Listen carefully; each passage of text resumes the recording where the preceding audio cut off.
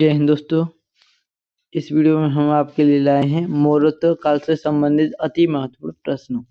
दोस्तों, अगर आप किसी भी कॉम्पिटिटिव एग्जाम की तैयारी कर रहे हो, जैसे UPSC, SSC, railway, banking, state PCS या सीडीएस, एनडीए, सीजीएल या एसएससी, सीएचएसएल या पटवारी, संविदा, पुलिस, एसआई, सीसेट या टीईटी या आर्मी या किसी भी गवर्नमेंट एग्जाम की तैयारी कर रहे हो, तो ये प्रश्न दोस्तों आपके लिए बहुत ही इम्पोर्टेंट होने वाले हैं। दोस्तों, अगर आप कंप्लीट चैप्टर वाइज या टॉपिक वाइज हिस्ट्री की वीडियो देखना चाहते हो तो हमारे चैनल को जरूर सब्सक्राइब कर लें। चलिए दोस्तों, शुरू करते हैं। हमारा आज का पहला प्रश्न है, अंतिम मौर्य सम्राट बृहद्रथ की हत्या कर किसने शुंग वंश की स्थापना 185 ईसा पूर्व में की थी? तो दोस्तों, इसका सही आंसर हमारा ऑप्शन ए, पुष्यमित्र शुंग ने। अगला प्रश्न हमारा, पुष्यमित्र शुंग मौर्य सम्राट बृहद्रथ की राजकीय सेना में किस पद पर आसीन था? तो इसका सही आंसर हमारा ऑप्शन ए, सेनापति पर। अगला प्रश्न हमारा, कर्ण या कर्ण वंश का संस्थापक कौन था? तो दोस्तों, इसका सही आंसर हमारा ऑप्शन ए, वासुदेव कर्ण। अगला प्रश्न हमारा, सातवाहन या आंध्र सातवाहन वंश का संस्थापक कौन था? तो इसका सही आंसर हमारा ऑप्शन ए, सिमुख। दोस्तों, ये सभी प्रश्न परीक्षा में पूछे गए प्रश्न हैं, तो इसलिए हमारे वीडियो को सब्सक्राइब जरूर कर लें। अगला प्रश्न हमारा, सातवाहनों से पहले स्थानीय अधिकारियों के रूप में काम किया था? तो इसका सही आंसर हमारा मौर्यों के अधीन। जो सातवाहन थे उन्होंने मौर्यों के अधीन स्थानीय अधिकारियों के रूप में पहले कार्य किया था। अगला प्रश्न हमारा, रेशम मार्ग पर किस शासक ने अपना अधिकार जमाया था? तो इसका सही आंसर हमारा ऑप्शन सी, कनिष्क ने। अगला प्रश्न हमारा, कुषाण काल के दौरान मूर्तिकला की गांधार शैली निम्नलिखित में से किसका मिश्रण है? तो इसका सही आंसर हमारा ऑप्शन डी, भारत ग्रीक यूनानी शैली। इसका हमारा अगला प्रश्न है, कनिष्क की राजधानी क्या थी? तो इसका सही आंसर हमारा ऑप्शन ए, पुरुषपुर। अगला प्रश्न हमारा, पुरुषपुर निम्नलिखित में से किसका दूसरा नाम है? तो इसका सही आंसर हमारा पेशावर। दोस्तों, ये पेशावर है, जो हमारा पाकिस्तान में पड़ता है। अब वर्तमान में ये किस देश में है? तो पाकिस्तान में। अगला प्रश्न हमारा,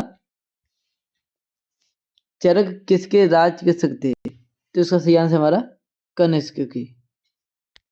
अगला प्रश्न हमारा, तक्षशिला के प्रसिद्ध स्थल होने का कारण था? तो इसका आंसर हमारा ऑप्शन सी, गांधार कला। अगला प्रश्न हमारा, भारत में सर्वप्रथम स्वर्ण मुद्राएं किसने चलाई थी? तो इसका सही आंसर हो जाएगा हमारा ऑप्शन बी, इंडो बैक्टीरियन ने। इसके बाद अगला प्रश्न हमारा, किस संग्रहालय में कुषाण कालीन मूर्तियों का संग्रह अधिक मात्रा में है?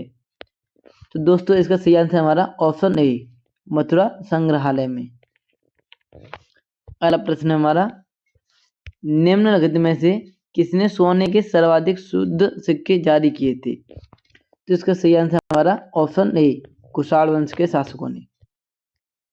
अगला प्रश्न हमारा, सातवाहनों के समय में मुद्रा सर्वाधिक किस धातु के बने थे? तो इसका सही आंसर हमारा ऑप्शन ए, सीसा के।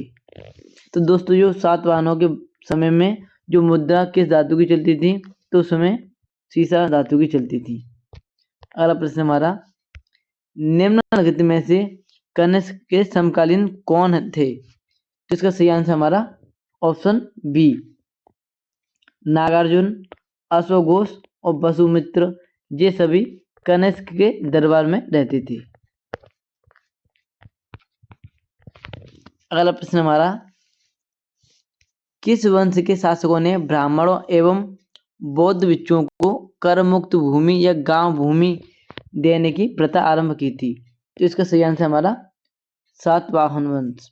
तो दोस्तों, जो सातवाहन वंश हैं ये आंध्र प्रदेश में राज्य करते थे, इसलिए हम इनको आंध्र या सातवाहन वंश के नाम से जानते हैं। अगला प्रश्न हमारा, भारतीय रंगमंच में यवनिका यानी पर्दा का शुभारंभ किसने किया था? तो दोस्तों इसका सही आंसर हमारा ऑप्शन सी, यूनानियों ने। अगला प्रश्न है, भारतीयों के महान रेशम मार्ग किसने आरंभ किया था? तो सिल्क रूट था, किसने आरंभ किया था? तो ये किया था हमारा कनिष्क ने।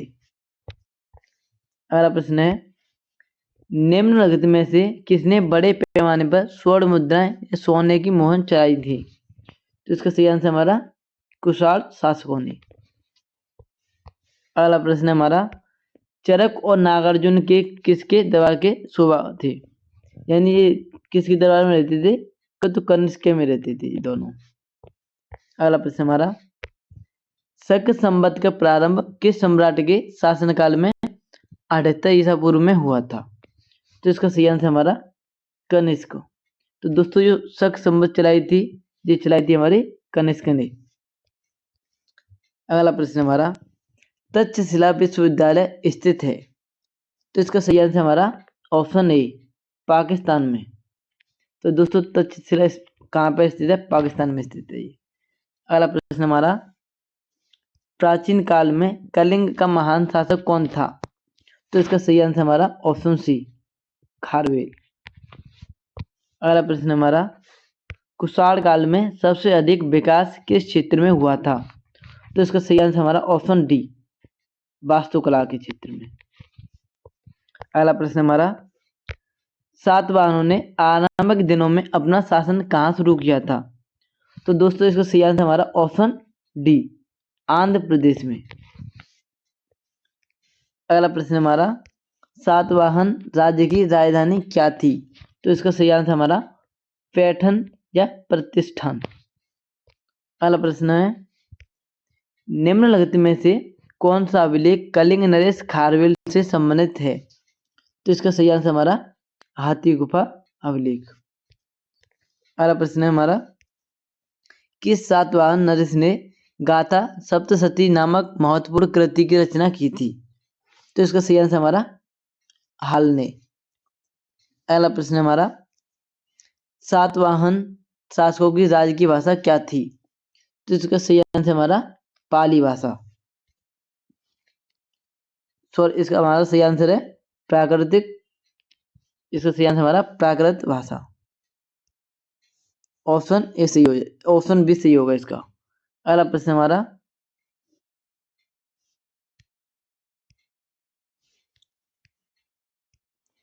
निम्नलिखित राजवंशों पर विचार कीजिए। तो हमें बताना है कि सातवाहन, गुप्त, शुंग वंश और चोल वंश, इनका हमें सही समय क्रम बताना है कि सबसे पहले किसने शासन किया था। तो इसका हमारा सही आंसर है ऑप्शन डी, यानी सबसे पहले हमारा ऑप्शन डी इसका सही है, 3124। अगला प्रश्न हमारा, मौर्य साम्राज्य के ध्वंस के पश्चात कई आक्रमणों की श्रृंखला रही। भारत पर सबसे पहले आक्रमण निम्नलिखित में से किसने किया था? तो इसका आंसर सही है हमारा ऑप्शन ए, बैक्टीरियन या ग्रीक। अगला प्रश्न है, सूची 1 को सूची 2 से सम्मिलित कीजिए। हमें पहली सूची में दिया हुआ है इसमें शासक, यानी अशोक, कनिष्क, खारवेल और कुमारगुप्त। सूची नंबर 2 में दिया है हमें उनकी उपाधि, विक्रमादित्य, कलिंग, चक्रवर्ती, महेंद्रादित्य, देवपुत्र और प्रियदर्शी। तो दोस्तों जो इसका सही आंसर हमारा ऑप्शन ए सही है इसका हमारा ऑप्शन डी सही हो जाएगा दोस्तों। 5 में का बी से मिलेगा। अगला प्रश्न हमारा, विक्रम संवत कब से प्रारंभ हुआ? तो इसका सही आंसर हमारा ऑप्शन बी, 58 ईसा पूर्व। अगला प्रश्न है, सूची 1 को सूची 2 से सम्मिलित कीजिए। सूची 1 में हमें दिया हुआ है विक्रम संवत, शक संवत, गुप्त संवत और कलि संवत। और सूची नंबर 2 में हमें उसकी दी हुई है सन 3102, 320 ईसा पूर्व तीसरा हमारा 78 ईसा पूर्व और चौथा है 58 ईसा पूर्व। तो इसका सही आंसर दोस्तों हमारा वो ऑप्शन डी सही है इसका। इसके बाद हमारा अगला प्रश्न है,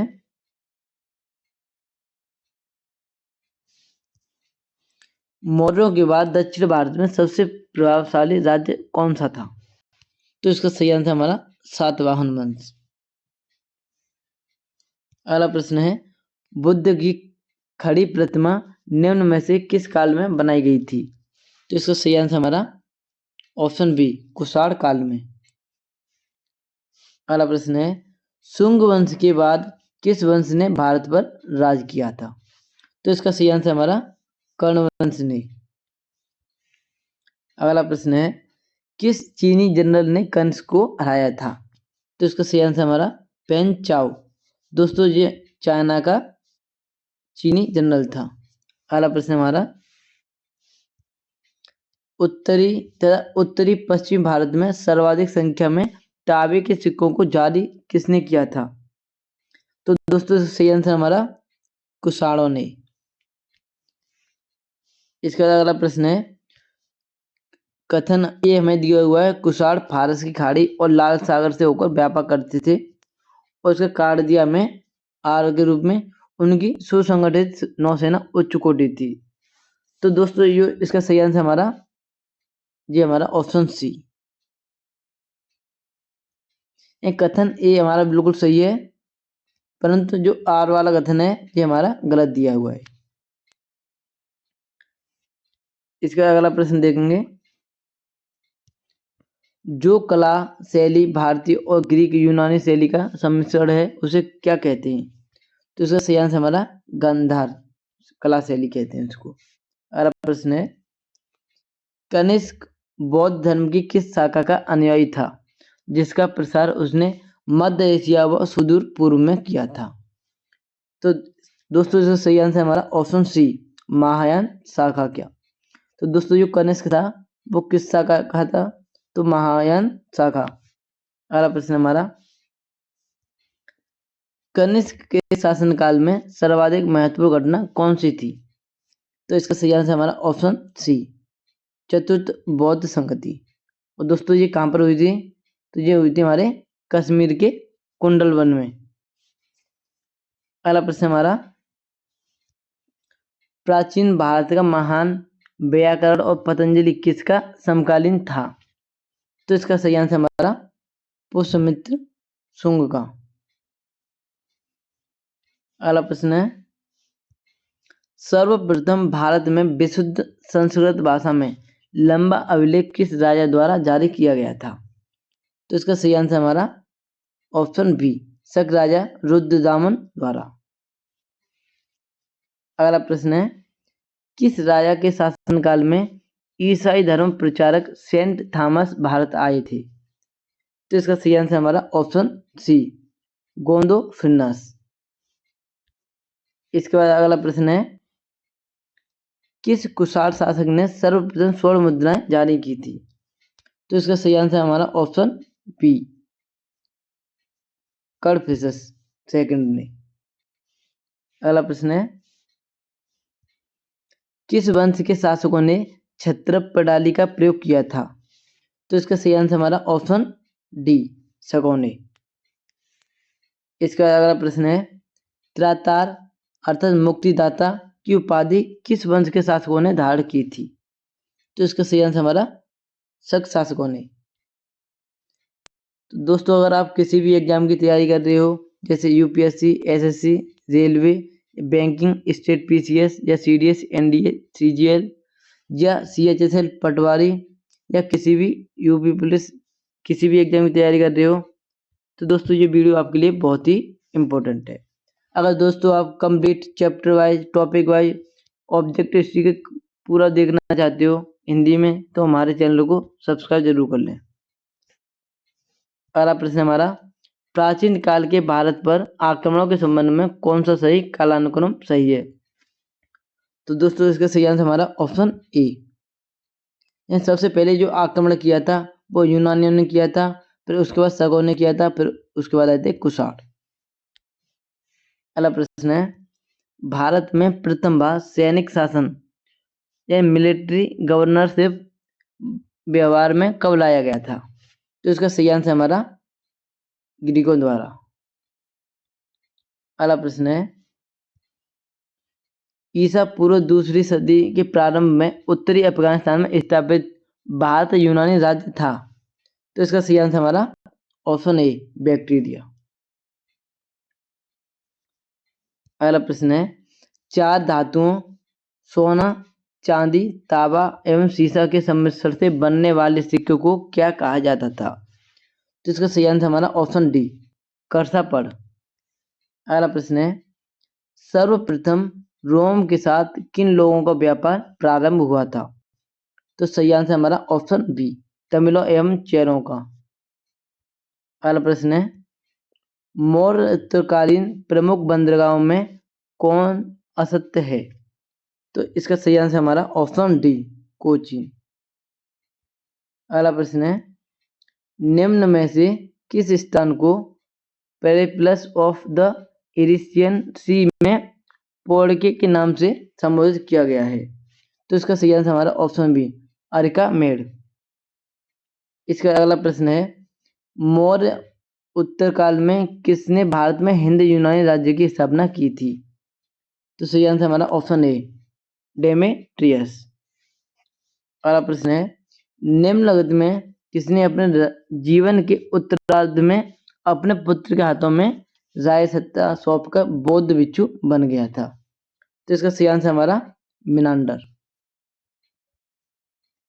अगला प्रश्न है, कुषाणों का संबंध किससे था? तो इसका सही आंसर हमारा ऑप्शन सी चीनी के यूची जनजाति से। तो दोस्तों जो कुषाण थे ये चाइना के थे। दोस्तों अगर हम बात करें कि मौर्योत्तर युग का कार्यकाल कितना होता है, तो ये होता है हमारा 185 ईसा पूर्व से 319 ईस्वी। अगला प्रश्न देखेंगे हम, निम्नलिखित में से कौन कनिष्क के बौद्ध होने के लिए उत्तरदायी था? तो दोस्तों इसका सही आंसर हमारा ऑप्शन बी अश्वघोष। अगला प्रश्न है, सूची 1 को सूची 2 से सम्मिलित कीजिए। सूची 1 में हमें दिया हुआ है इंडो ग्रीक, शक, पार्थव। सूची सेकंड में हमें दिया हुआ है हिंद यवन, सीथियन और पहलव। तो दोस्तों ये इन्हीं के नाम दिए हुए हैं दूसरे, जो हमें इनका मैच मिलान करना है। तो दोस्तों इसका सही आंसर हमारा ऑप्शन ए।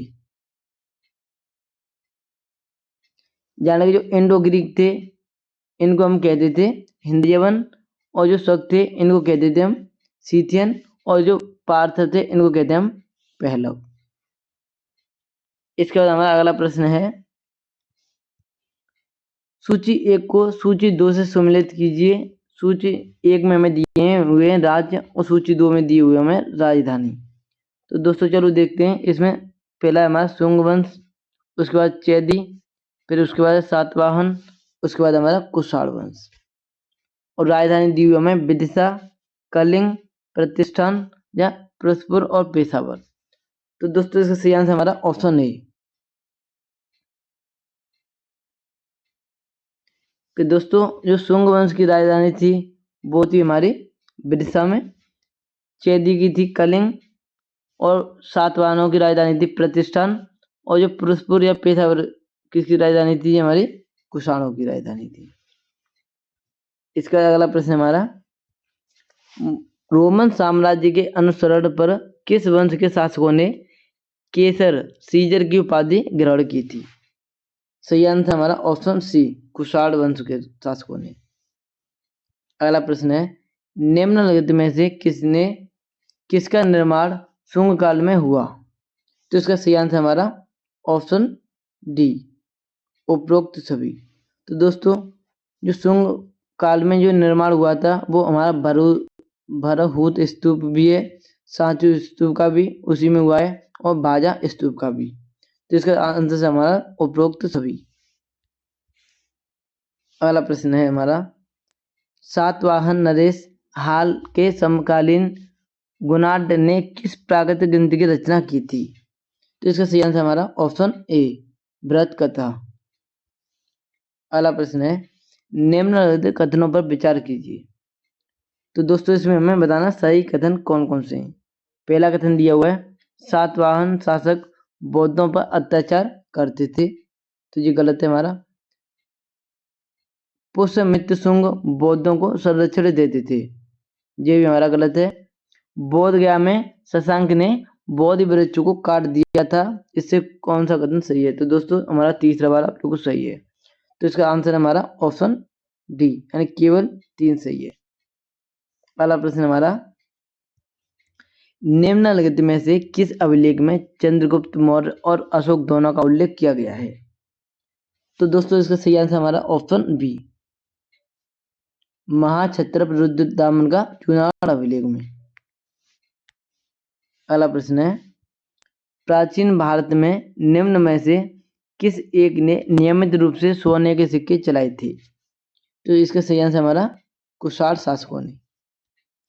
अगला प्रश्न है, कलिंग नरेश खारवेल किस वंश से संबंधित था?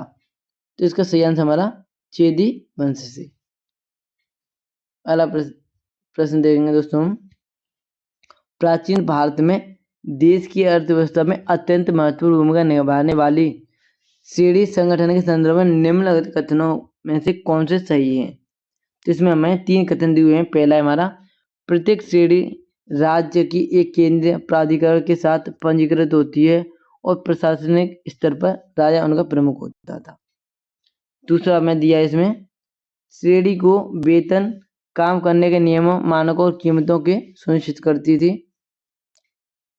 और तीसरा हमारा, श्रेणी को अपने सदस्यों पर न्यायिक अधिकार होता था। तो दोस्तों इसमें से हमारा सही आंसर हमारा ऑप्शन सी, यानी केवल पहला और दूसरा कथन हमारा सही है। इसमें केवल दूसरा और तीसरा कथन सही है और पहला इसमें गलत है। दोस्तों अगर आपको वीडियो अच्छी लगी रही हो तो वीडियो को लाइक करके हमारे चैनल को सब्सक्राइब जरूर कर लें। और आप ऐसी पूरी हिस्ट्री और पॉलिटी की